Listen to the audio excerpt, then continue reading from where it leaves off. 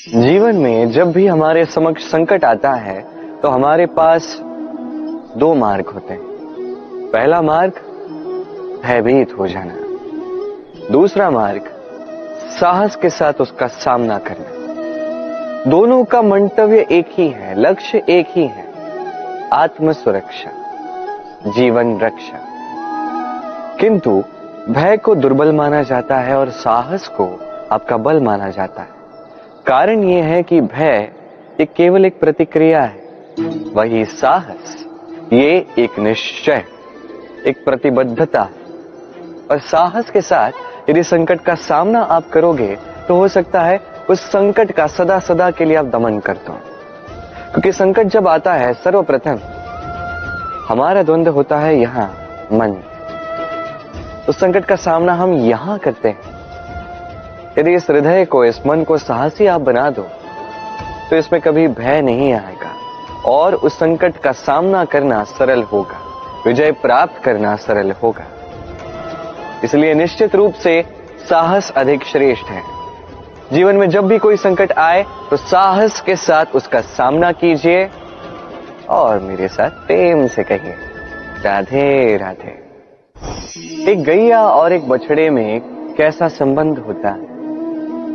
एक गैया अपने बछड़े को पुकार लगाती है और बछड़ा सहस्त्र गैयाओं में से अपनी माता का स्वर पहचान लेता है और अपनी माता से आके लिपट जाता है। अब कुछ ऐसा ही संबंध है आपके कर्मों का और आपके कर्म फल का भी। आप जो कर्म करेंगे, आपके कर्म फल को पुकार लगाएंगे और आपका कर्म फल कहीं ना कहीं से आपको ढूंढते ढूंढते आके आपसे लिपट जाएगा। तो उचित तो यही होगा कि आप सत्कर्म करें, क्योंकि एक बार भले ही ईश्वर आपको आपकी भूल के लिए क्षमा करते, आपके कर्म नहीं करेंगे। तो यदि आप दुष्कर्म करने वाले हैं तो आप समझ जाइए। अब यदि आप शुभ कर्म करने वाले हैं तो आप समझ जाइए, जो आपका कर्म होगा आपका फल आपके पास अवश्य आएगा। आज नहीं तो कल, कल नहीं तो कुछ और समय में, किंतु आएगा अवश्य। आइए मेरे साथ प्रेम से कहिए राधे राधे। हम सभी कभी ना कभी जीवन में ईश्वर से कुछ न कुछ मांगते हैं और ईश्वर जब हमारी मनोकामना पूर्ण करते हैं हम बड़े प्रसन्न हो जाते हैं। परंतु जब ईश्वर हमारी मनोकामना पूर्ण नहीं करते तब हम सोचते हैं, संदेह करते हैं, क्या सच में ईश्वर है?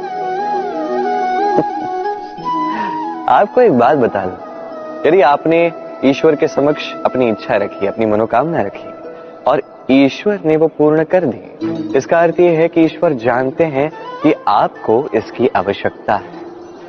किंतु यदि आपने कामना की और वो पूर्ण नहीं हुई तो बस इतना स्मरण रखिए, ईश्वर वो सब देख सकते हैं जो आप नहीं देख सकते।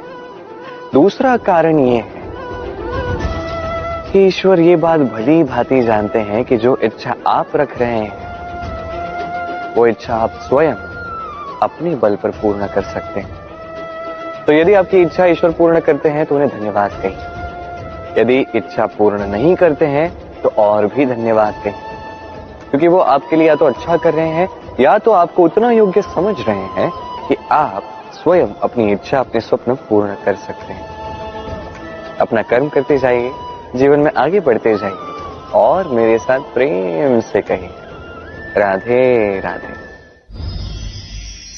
आम और नीम दोनों ही अपने अपने स्थान पे अत्यंत विशेष, अत्यंत श्रेष्ठ। आम हमारी शक्ति बढ़ाता है, वही नीम रोगों से लड़ने की हमारी क्षमता बढ़ाता है। अब आम अत्यंत मीठा होता है और नीम कड़वा होता है। अब क्या इस कारण से नीम को निराश हो जाना चाहिए या स्वयं से घृणा करनी चाहिए कि वो कड़वा है? कदापि नहीं। देखिए, नीम कड़वा है, इसमें नीम का कोई दोष नहीं है, दोष जिह्वा का है, जिसे मीठा भाता है और कड़वा नहीं भाता। किंतु यदि आप नीम का उपयोग अपने जीवन में नहीं करोगे तो रोगों से लड़ने की आपकी क्षमता बढ़ेगी ही नहीं। तो नींव तो है अत्यंत महत्वपूर्ण। इससे आपको क्या सीख मिलेगी? यही कि कभी भी जीवन में किसी और के मापदंडों पे स्वयं को मत परखिए। आपकी योग्यता, आपकी विशेषता, आपके गुण अवगुण, ये स्वयं आप समझ जाइए, इतना ही पर्याप्त है। आइए और मेरे साथ प्रेम से कहिएगा, राधे राधे। क्या आपने कभी कुएं से जल निकालते हुए किसी को देखा है?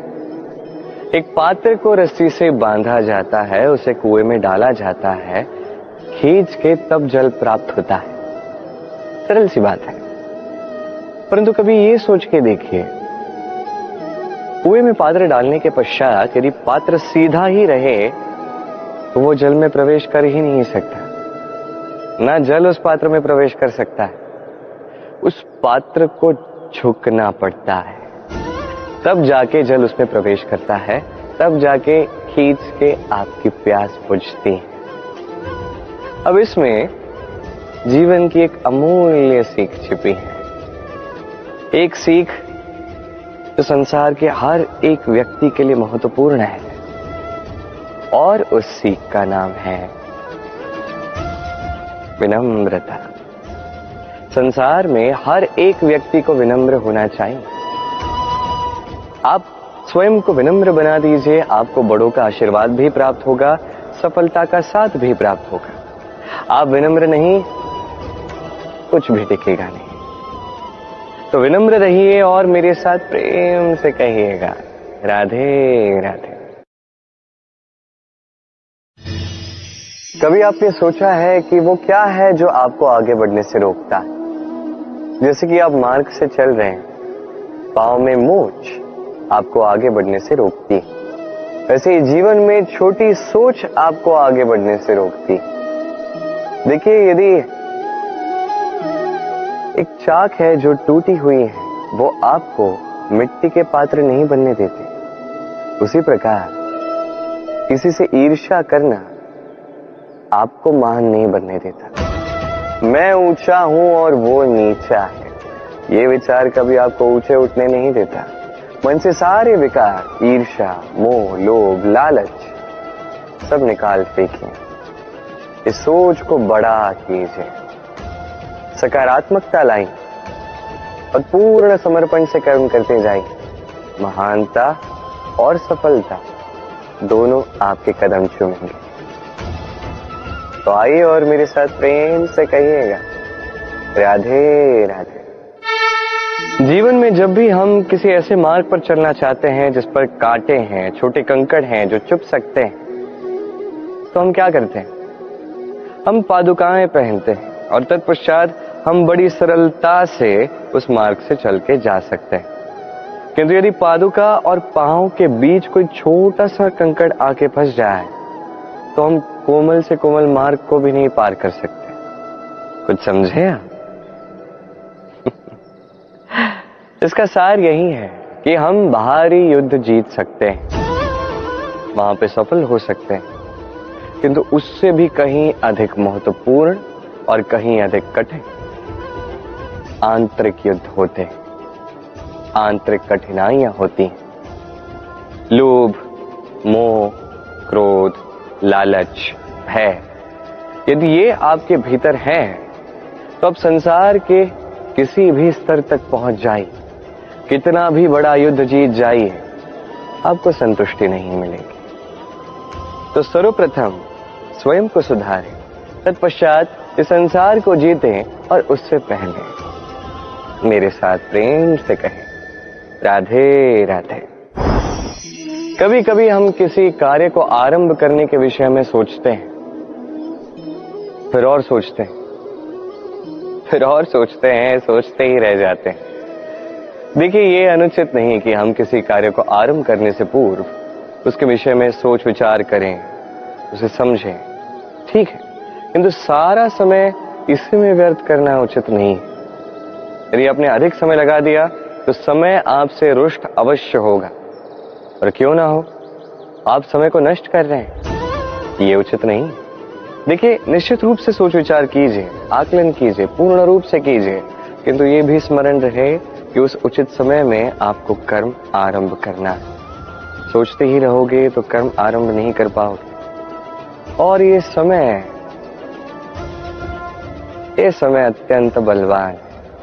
इसका सम्मान करोगे तो ये आपका साथ देगा, नहीं करोगे नहीं देगा। आइए इस समय का सम्मान करें और मेरे साथ प्रेम से कहें राधे राधे। कई बार ऐसा होता है कि हमारे अच्छी मंशा पर, अच्छे विचारों पर, अच्छे कर्मों पर लोग संदेह करते हैं, प्रश्न उठाते हैं, प्रमाण मांगते हैं, शुद्धता की परीक्षा देने को कहते हैं, और तब निश्चित रूप से दुख होता है। हम सोचते हैं कि यही जीवन है। इतना अच्छा सोच के भी, शुभ कर्म करके भी लोग हम पे ही संदेह करते हैं। दुख तो होता है, किंतु दुखी होने की आवश्यकता नहीं। क्यों नहीं है? क्योंकि यदि कोई आप पर संदेह करता है तो उन्हें करने दे। संसार में क्या होता है देखिए, संसार में स्वर्ण की शुद्धता को ही परखा जाता है, कोयले की कटुता को नहीं। आप स्वर्ण हैं तो आपकी शुद्धता को परखा ही जाएगा, वो तो होना ही है। आप स्वयं को दुखी मत कीजिए, आपका केवल एक कर्म है, स्वर्ण की भांति चमकते रहिए। संसार को आपके सोच विचार, आपके कर्म का, आपकी शुद्धता का प्रमाण मिलता ही रहेगा। तो आइए और मेरे साथ प्रेम से कहिएगा राधे राधे।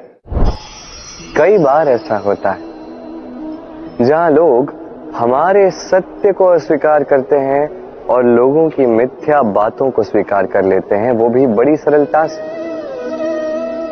तब हमें बड़ा दुख होता है, बड़ा क्रोध आता है लोगों की इस सोच पर यह जानना अधिक महत्वपूर्ण है कि ऐसा होता है तो क्यों? क्या कारण आप हैं?